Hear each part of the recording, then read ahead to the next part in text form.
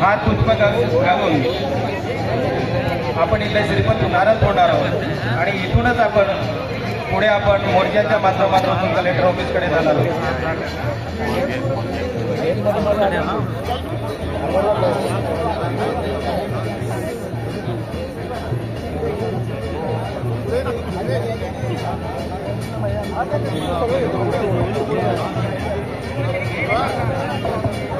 Hello, थोड्याच वेळात एक 5 मिनिटांमध्ये गावित साहेब पण या ठिकाणी येतात आणि आपण सर्व आपले कार्यकर्ते या ठिकाणी जमतील.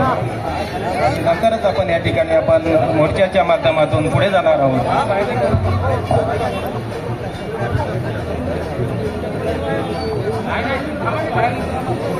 इथे थोड्याच वेळात बिरसा मुंडा आणि काकांच्या प्रतिमेला हार घालून आपण पुढे जाणार आहोत. तिथपर्यंत आपण जाग्यावर उभे राहावे.